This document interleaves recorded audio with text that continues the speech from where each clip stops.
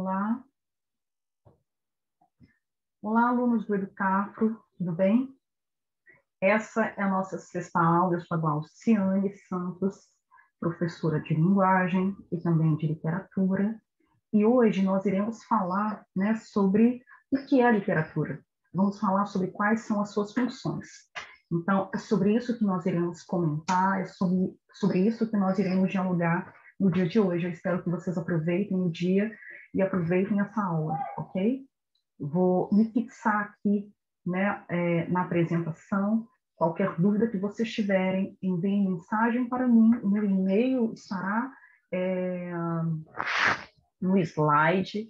Então, qualquer dúvida que vocês tiverem, vocês podem me escrever, ok? Combinado? Então, estamos combinados em relação a isso. A proposta que nós temos, então, é falarmos sobre o que é literatura. Então, o que é literatura? Gostaria que vocês pudessem pensar, sobre o que é literatura.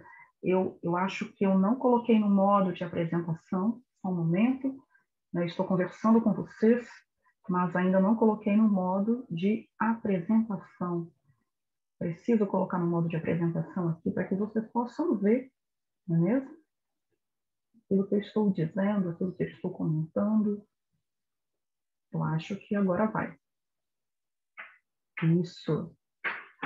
Espero que vocês estejam vendo aí a minha tela.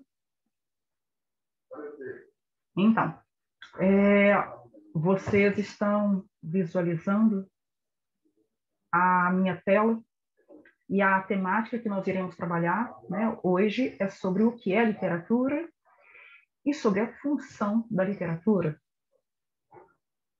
Então, na tela de vocês, aparece aqui a literatura e redenção.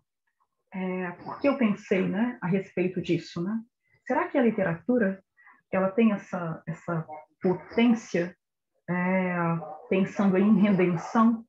Eu gostaria que vocês pudessem pensar e refletir sobre a aplicabilidade da literatura. E, na verdade, sobre algumas informações, algumas afirmativas que a gente ouve por aí a respeito da literatura. Gostaria que vocês pudessem pensar em relação a ela, pensando aí nessa proposta de literatura e redenção. Nós temos algumas afirmações do tipo: a literatura não serve para nada. Isso é verdade ou mentira? A literatura é uma perda de tempo. Ou não tem mais o que fazer do que ficar lendo histórias mentirosas. Então, nós temos aqui algumas afirmativas a respeito da literatura e a respeito das pessoas que sempre falam sobre isso, Então, gente, o que vocês pensam a respeito do que é literatura? O que é literatura para vocês? Gostaria que vocês pudessem refletir, perguntar alguns segundos e responderem para si mesmos o que significa literatura para vocês. Gostaria de dizer que ao longo do tempo, ao longo dos anos, essa afirmativa sobre o que é literatura ela tem mudado. Porque o tempo muda. Nós estamos no século XXI, nós passamos da idade medieval, do vários períodos históricos para que chegássemos até aqui nesse momento, na modernidade. Então, séculos se passaram, vários anos se passaram, milhares de anos se passaram para que pudéssemos chegar aqui e eu fazer essa pergunta para vocês. Quer dizer que a literatura no passado ela tinha um outro olhar, outras definições. Como também a função da literatura, o papel da literatura também era diferente do que tem atualmente. Por exemplo, na Grécia, as pessoas tinham a literatura como fonte moralizadora. As pessoas se reuniam, os textos literários, a maioria deles, eram escritos em formatos teatrais. Então, se a gente pensar em Édipo Rei, que conta a história, de um homem, que se tornou rei, casou-se com a própria mãe, matou o pai, enfim, tem toda uma história a respeito de Édipo. Édipo foi uma obra grega escrita de maneira teatral.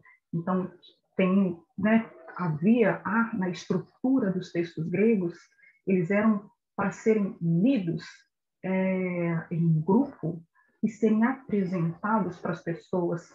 Não era uma leitura ficcional, como nós conhecemos hoje. Os romances eles são validados a partir do século XX, né? Eles começam a ser inseridos na nossa sociedade.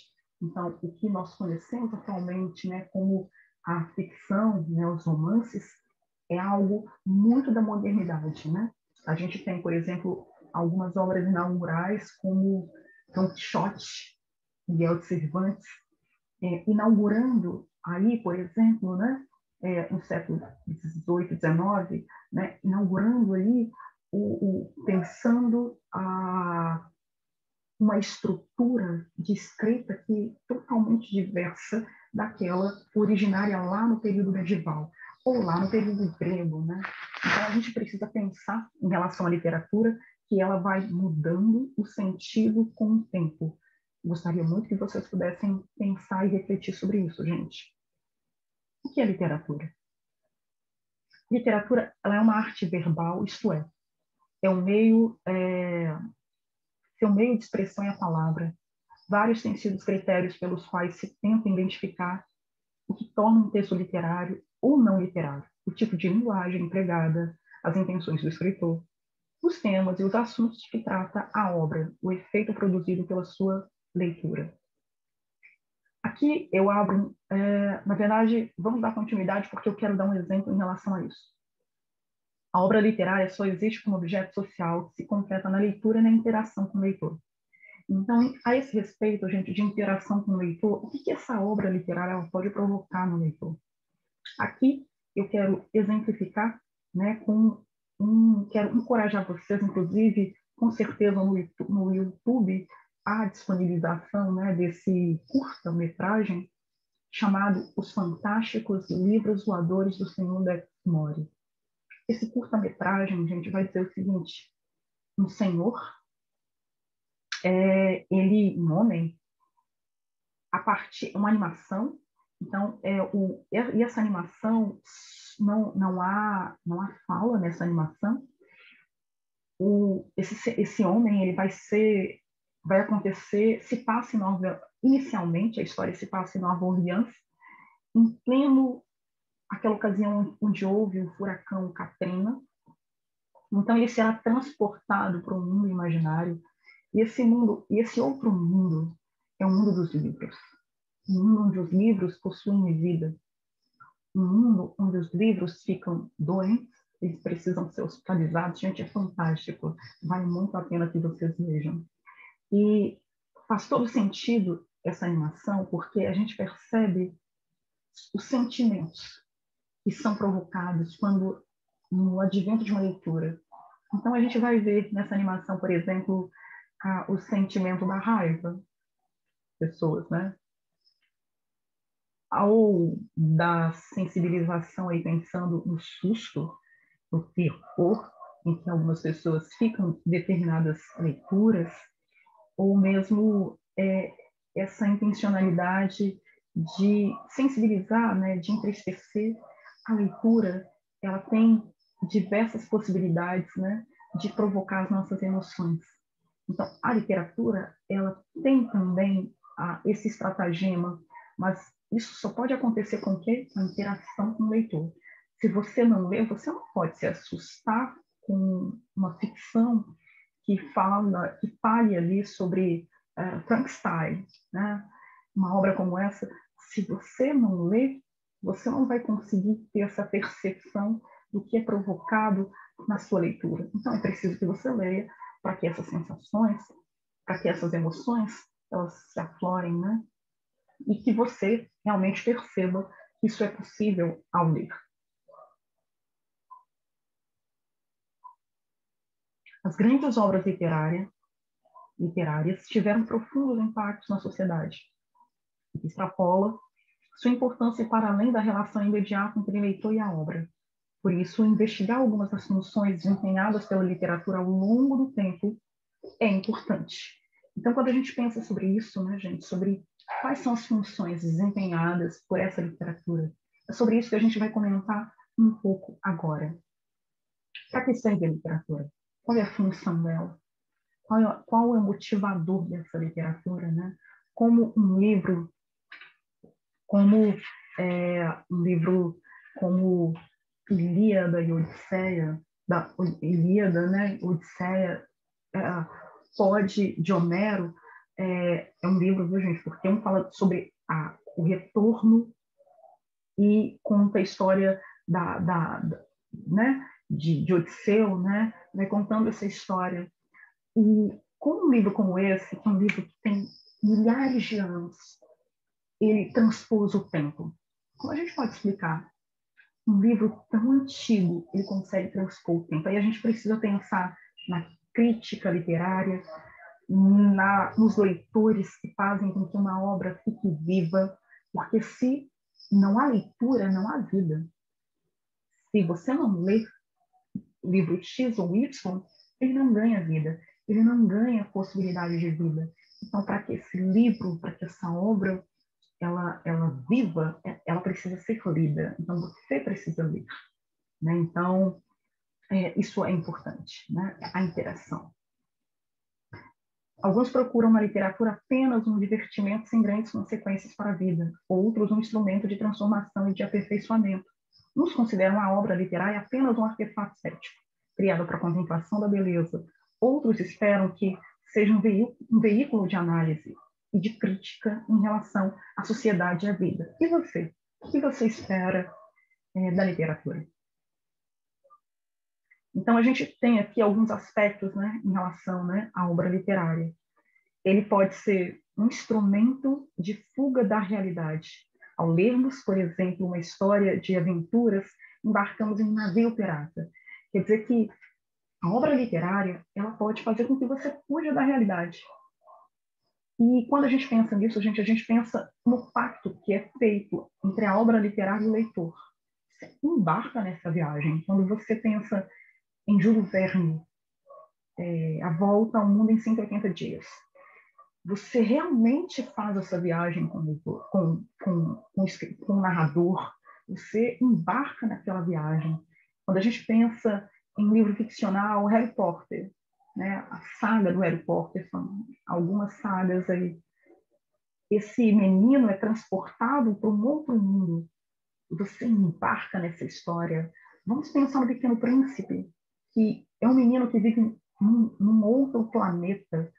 Gente, você embarca para esse planeta, você acredita que esse planeta realmente existe.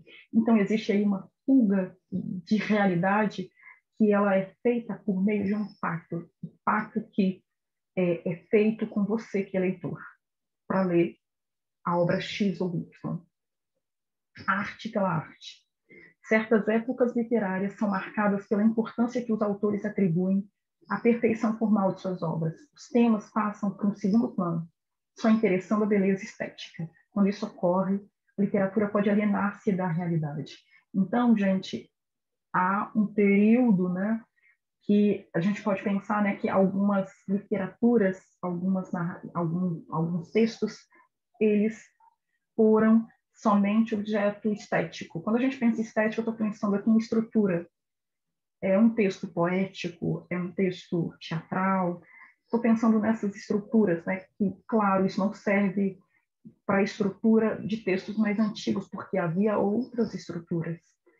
Pensando numa estrutura narrativa, quando eu penso em estrutura narrativa, estou pensando, nós já falamos sobre isso, estou pensando em um texto que tenha narrador, personagens, em textos que o narrador em primeira, segunda ou terceira pessoa, falando de personagens. Eu estou falando de tempo, de espaço, estou falando de toda uma configuração aqui textual e também narrativa para que um texto seja reconhecido como texto narrativo. Então, um conto ele vai ter essa estrutura, né, de uma maneira muito mais compacta. Um romance vai ter isso de uma maneira muito mais aprofundada, né? Vai ter mais cenas, vai ter mais profundidade. A gente pode pensar em relação a essas questões, tá? o oposto da arte pela arte, ou seja, uma literatura engajada. Isso aqui, gente, nós estamos pensando aqui acerca do que é a literatura. É a literatura de autores comprometidos com a defesa de ideias políticas e religiosas. Quando limitam o trabalho criativo à retórica de convencimento, a obra reduz-se a um panfleto, mero instrumento de propaganda. Então, existe um perigo da literatura ser panfletária, mas existe também uma possibilidade dessa literatura ser engajada. Quando a gente pensa nisso, gente, a gente está pensando, a gente vai falar melhor sobre isso, a literatura enquanto função social. A gente pensa num livro como Vidas Secas, de Graciliano Ramos, por exemplo, que retratava o que? O sertão, toda a estrutura social, toda a estrutura política que havia no sertão, a fome, a seca. Ele está retratando aí questões sociais e políticas, pensando aí nessa dimensão da literatura. Quando ele não nomeia, né, eu estou falando de Vidas Secas, né, do Graciliano Ramos, há personagens ali que não são nomeados. Um menino mais novo, um menino mais velho, baleia, e um animal é nomeado cachorra-baleia, que se torna, na verdade, ela tem um capítulo, né, no livro, ela se torna muito mais importante do que os próprios personagens. Isso para que a gente pudesse perceber que esse animal, sendo muito mais instrumentalizado ali nessa narrativa, não é que ele ganha mais poder, mais força, mas é para mostrar a insignificância do humano. Então, o quanto que essa literatura ela pode ser produtiva e ela pode ser, sim, um instrumento, não panfletária. Quando eu falo aqui de Graciliano Ramos, eu não estou falando de panfleto, eu estou falando do uso dessa literatura como função social, porque a gente vai falar sobre isso também, tá?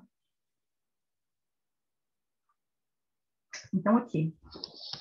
Então, quando a gente pensa aqui, né, das funções da literatura, né, eu vou fazer um resumo aqui em relação a isso, depois a gente vai se aprofundar em algumas outras questões acerca da literatura. Quando a gente pensa nas funções da literatura, eu estou pensando aqui na função cognitiva. E quando eu penso nessa função cognitiva, gente, eu estou pensando em quê? No pacto com o leitor. Eu estou pensando no pacto ficcional, na literatura, enquanto quando eu falei sobre o Pequeno Príncipe, por exemplo, um outro planeta, né? Esse menino é um único menino, somente ele vive em um outro planeta, ele e a Rosa.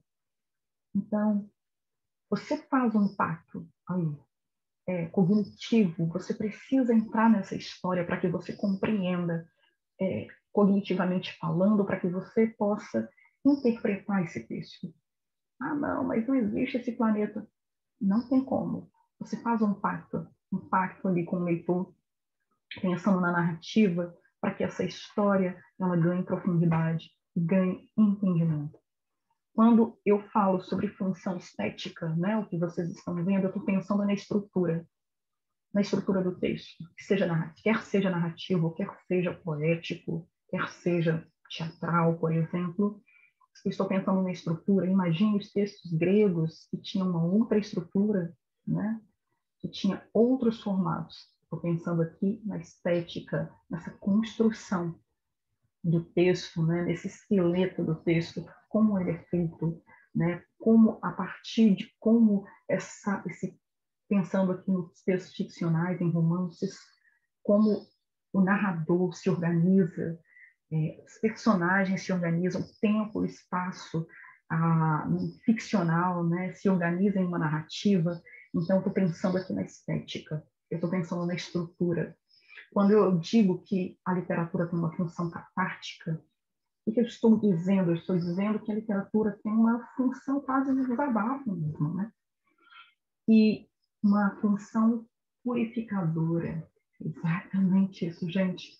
Uma função de libertar, né? Ela tem a possibilidade de aliviar os sentimentos.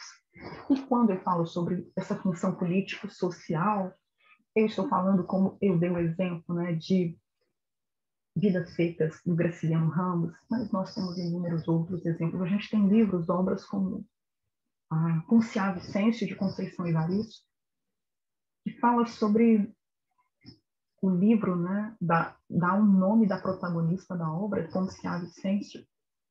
Ela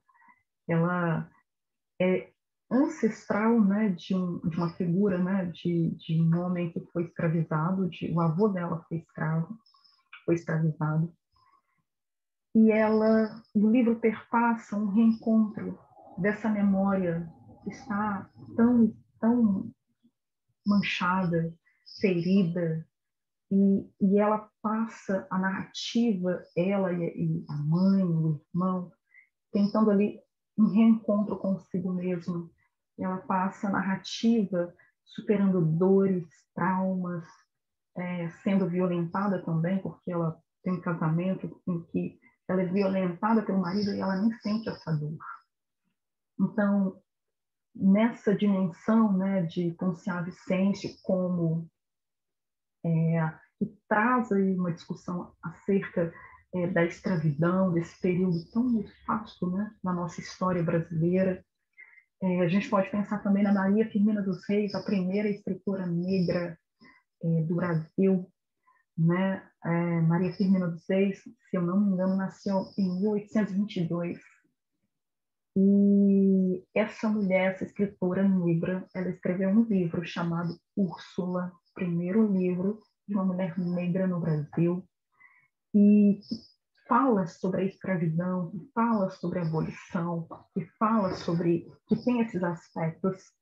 Eu comentei sobre Vidas Secas, mas nós temos também Morte e Vida Severina, de João Cabral de Melo Neto, que fala também sobre essa condição do sertão, do sertanejo, sobre a morte, né? Nesse poema, que é uma narrativa, nós vemos aí várias histórias, né?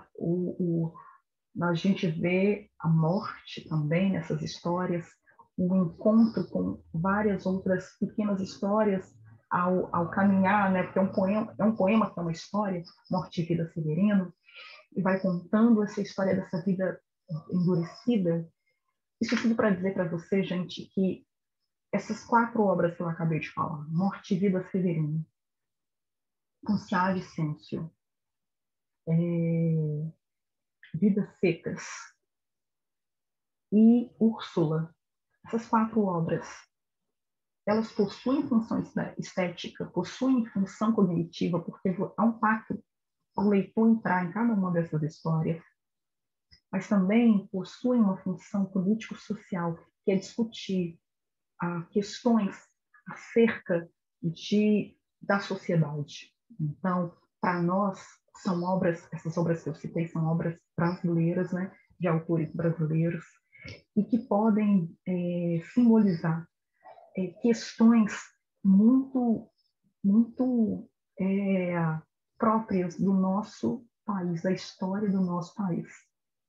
São histórias, são narrativas que ainda reverberam na atualidade, porque a gente não conseguiu pensar a memória escravocrata profundamente.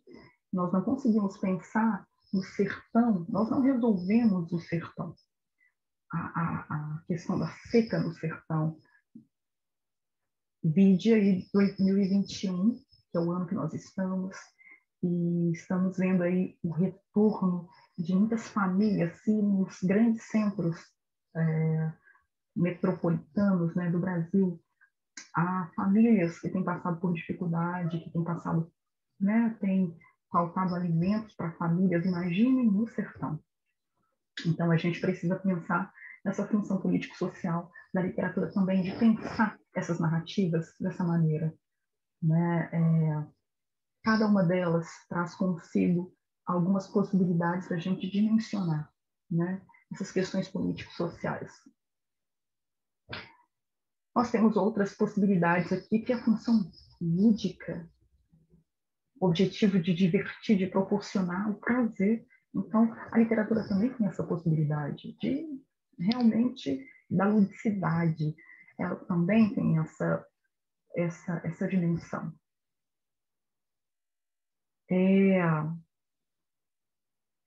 Nós temos aqui um fragmento, né, de um texto de Vinícius de Moraes que diz assim: de repente do riso fez-se o pranto, silencioso e branco como a bruma, e das bocas unidas fez-se espuma, e das mãos espalmadas fez-se o espanto. Então aqui a gente está pensando, né, nesse trecho, nesse fragmento desse poema, nessa ludicidade, né, nessa dimensão lúdica que a literatura pode ter. Imagina, gente, vamos imaginar o riso fez-se pranto. Silencioso e branco como a bruma. Das bocas unidas fez-se espuma. Vamos imaginar essa ludicidade, essa capacidade de criar, essa criatividade, né, que a literatura ela dimensiona isso também, né, essa potencialidade, essa ressignificação das palavras e de toda a imagem, né, que a gente pode ter ao ler, né, a literatura. Ela é sintonizadora. Por quê? Porque ela tem por objetivo estabelecer ligação entre os homens de diferentes épocas. Gente, como Homero, ele pode ser... a gente pode pensar em Homero na atualidade, como Dom Quixote, que é um texto que fala de um Dom Quixote, né, de um Miguel de Cervantes. Ele está ali fazendo uma contestação a respeito na verdade, está fazendo uma crítica, né, ao aparato medieval, mas, ao mesmo tempo, fazendo uma crítica também humana também, uma dimensão psicológica também, nessa mesma obra. E ainda hoje, se você lê Dom Quixote, você consegue extrair, porque não há mais esse mundo medieval na atualidade, mas há questões que estão implicadas ali, questões reflexivas e humanas, que a gente pode trazer para a atualidade, e é um livro que ainda hoje vende, que é lido pelas pessoas e que é resgatado. Então, enquanto que a literatura ela pode atravessar épocas e tempos, ela pode ser sintonizadora, né? Sendo a literatura a arte da palavra, ela está unida. Deixa eu só. E esta, a unidade básica da língua, podemos dizer que a literatura, assim como a língua que utiliza, é um instrumento de comunicação e, por isso, cumpre também o papel social de transmitir os conhecimentos e a cultura de uma comunidade. Então, gente, ler os textos gregos faz você conhecer um pouco sobre a cultura grega. Ler os textos da literatura brasileira faz você conhecer um pouco os aspectos a respeito do Brasil.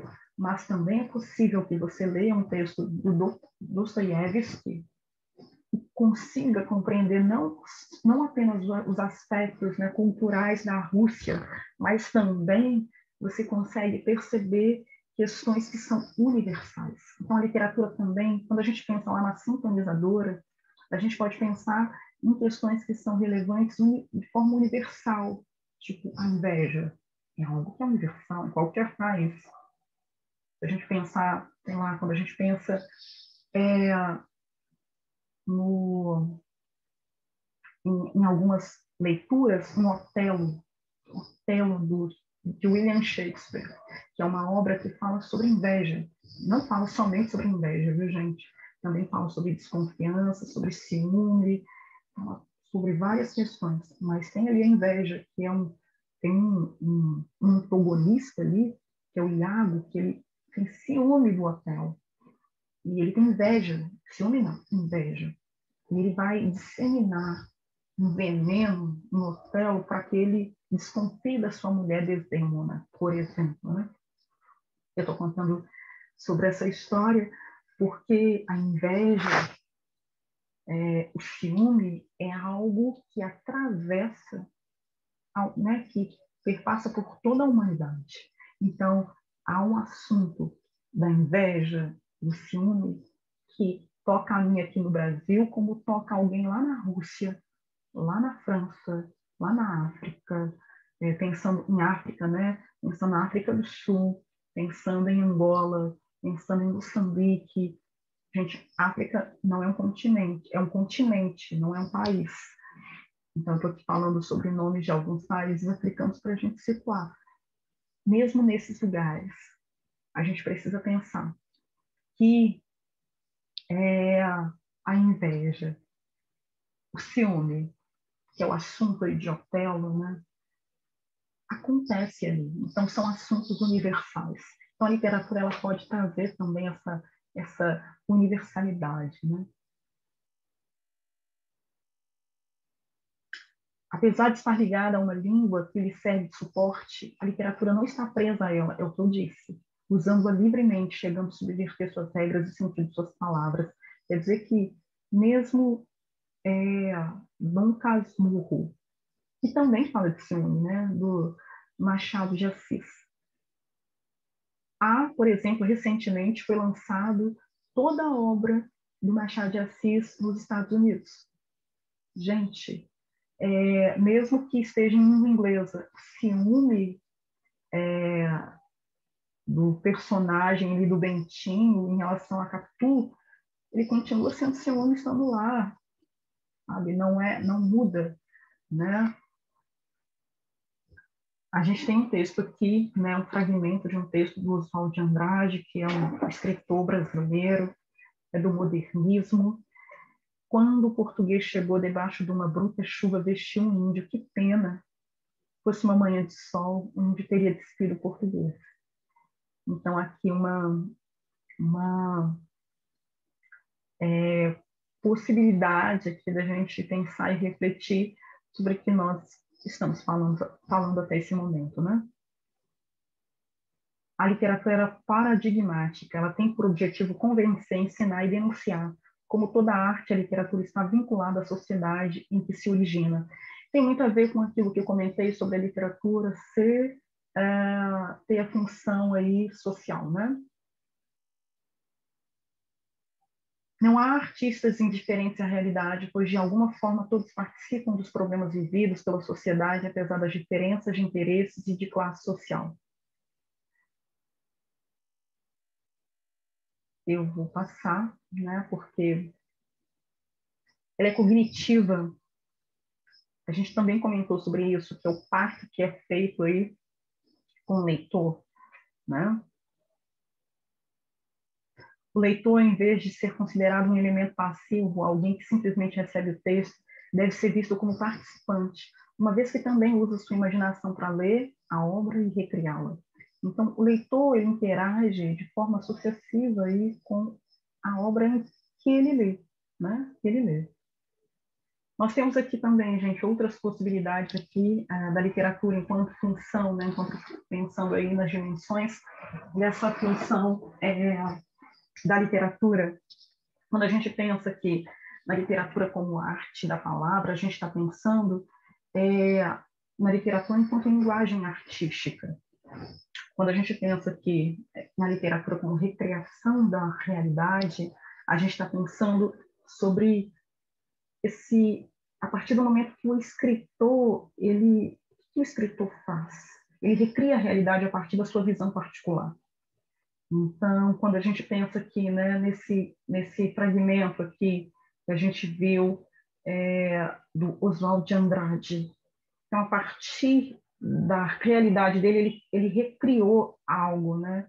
A partir da sua visão particular, ele recriou um aspecto, né? Quando o português chegou debaixo de uma bruta chuva, vestiu um índio, que pena. Fosse uma manhã de sol, um índio teria despido o português. A recriação dele está nessa outra dimensão de que o índio teria despido o português. Claro que nós temos todo o contexto, mas pensando aqui na crítica, né, que esse escritor ele está fazendo em relação a quê? Em relação à história que foi contada, de que o português ele que dominou, ele que realmente foi o dominante. E a história não é bem assim, né?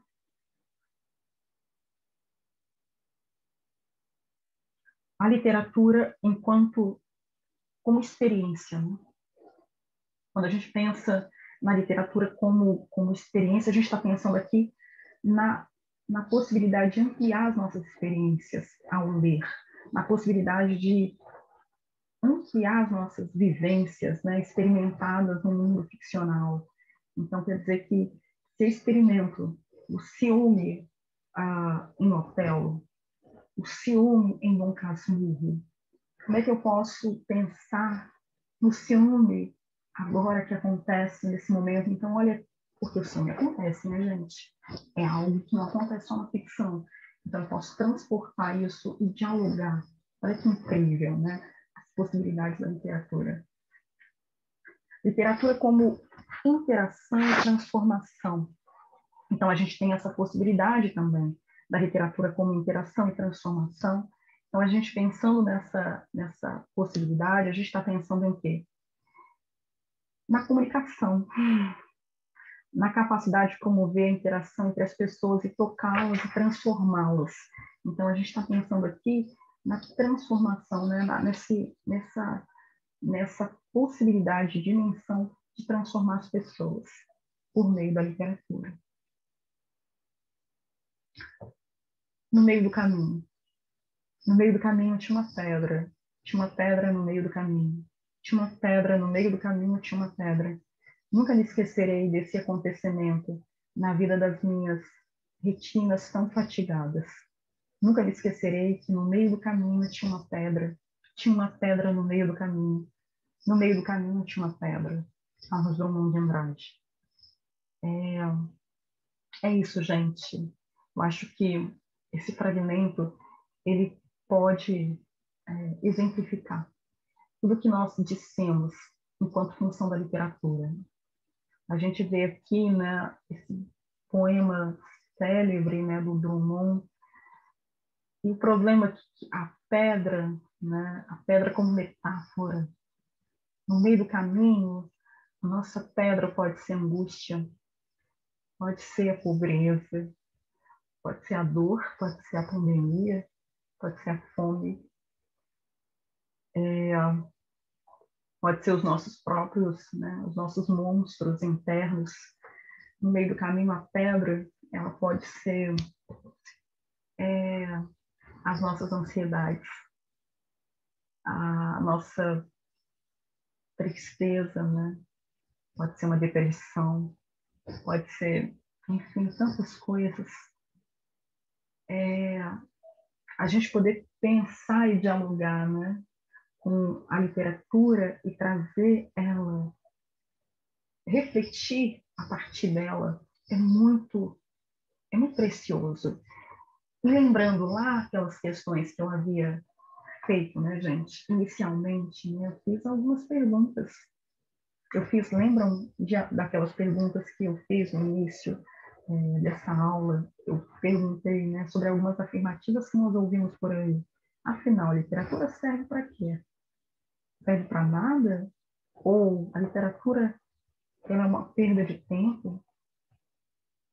Tem mais o que fazer do que ficar lendo histórias mentirosas. Até esse momento, a gente está percebendo que a literatura ela serve para muita coisa. Principalmente para sensibilizar a gente. A literatura e a arte, pensando aí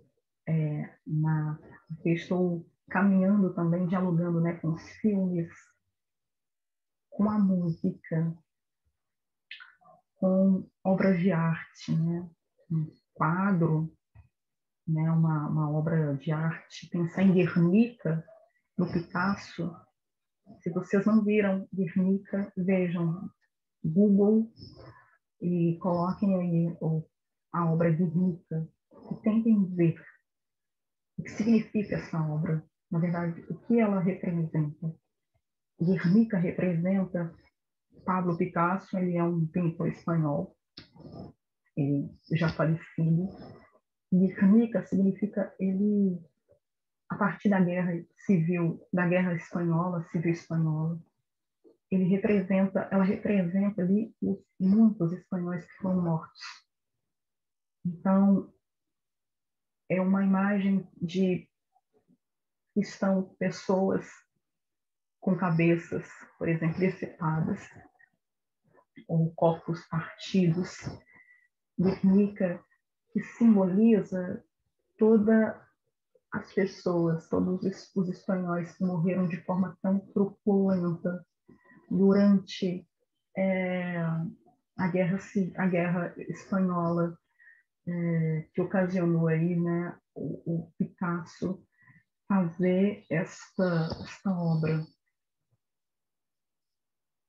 As obras de arte, no geral, a literatura, elas servem para nos sensibilizar, porque se algo assim não nos sensibilizar, se algo assim não nos sensibiliza, o que pode nos sensibilizar? O que pode fazer com que a gente fique sensível à dor do outro?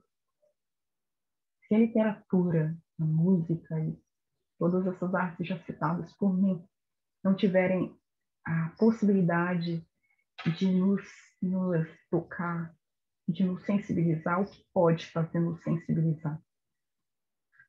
Porque se nós nos tornamos humanos sensíveis, as nossas relações uns com os outros, elas podem ser muito melhores do que elas são. Eu diga agora, nesse momento de pandemia. Poderíamos ser muito mais solidários,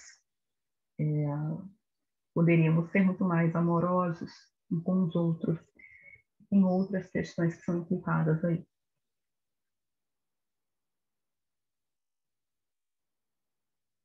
Eu vou passar.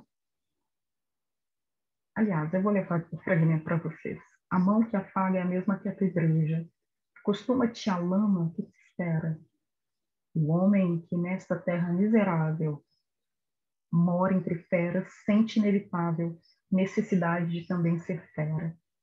Se alguém causa ainda pena a tua chaga, apedreja essa mão vil que te afaga, escarra nessa boca que te beija.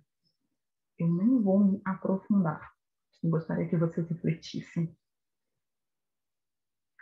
Aqui, gente, nós temos aqui, na verdade, eu não gostaria de ir para esse caminho, mas eu só quero lembrar que antes de 1500 já havia aqui essa linha literária para a literatura brasileira, viu, gente? Claro que houve algumas similaridades, né?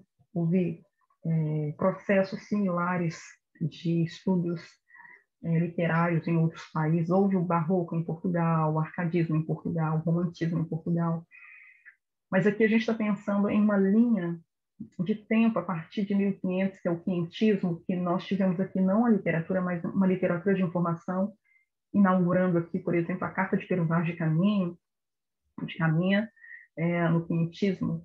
E aqui no Brasil nós temos uma linha de tempo, né, que se configura literatura de informação, o barroco, o arcadismo, o romantismo. Nós temos aqui o realismo, né? Nós temos o naturalismo, né? Parnasianismo, nós temos o simbolismo, nós temos o pré-modernismo, nós temos o modernismo e a gente tem a nossa literatura contemporânea, que é aquilo que tem se feito na atualidade. Então, a partir do que eu comentei, né, a respeito do que é literatura, vamos pensar e refletir sobre isso normalmente durante o ensino médio inteiro, né, lá no primeiro ano. Essa reflexão sobre o que a literatura é feita e, posteriormente, a gente vai se aprofundando em cada uma dessas escolas literárias, cada uma delas.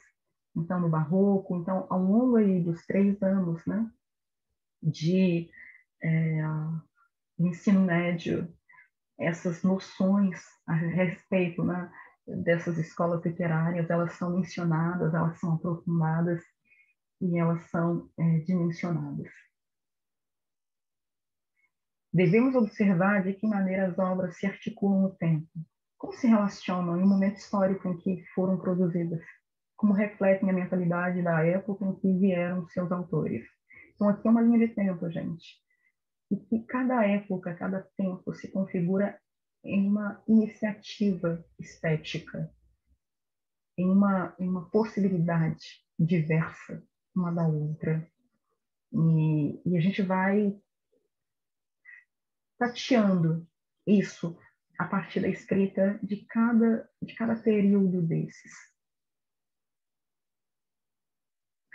algumas observações. Não reduza a literatura a mero instrumento de investigação da sociedade. É preciso dimensionar a estética, tomando as obras literárias como documentos, de modo de viver e de pensar no seu contexto de produção. Então, tome cuidado com isso. Não reduzir apenas a essa dimensão social. Não reduza a obra literária a um exemplo do modo de fazer literatura de uma época.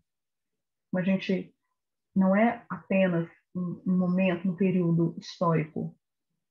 Há questões também implicadas ali nessa leitura, mesmo um texto do século XIX e XVII, do século XVIII, do século XIX, século XX, há questões ali implicadas em que a gente pode entender e compreender questões e articulações possíveis, né, tendências que estão ali, né, naquele período específico. Não perca de vista a experiência particular de cada leitor com o texto literário. Olha, a maneira como você vai ler Otelo pode ser diferente da minha. É um dos livros, e é um texto teatral, tá, gente? A maioria dos textos de William Shakespeare, como Otelo, são textos com essa estrutura teatral. E, para mim, é um dos livros mais incríveis que eu já li. E foi uma experiência para mim de pensar nessa questão do ciúme, na inveja. Pode ser que você, ao ler esse livro, terá outro olhar, né? A obra literária sempre dialoga com as obras produzidas em momentos anteriores, seja para reafirmá-las, negá-las ou reinventá-las. Gente, eu acabei de citar o Otelo e citei para vocês Dom Casmurro, que também fala de ciúme. Dom Casmurro foi escrito aqui do século XIX, bem depois de Otelo. Vocês acham mesmo que o Machado não leu William Shakespeare? Com certeza ele leu. Com certeza ele leu essa obra e estava muito claro para ele. Certamente ele leu e pensando, né, nessa questão acerca de ciúme como algo universal que pudesse ser tratado, dialogado em uma ficção. Eu vou voltar aqui, né, para nossa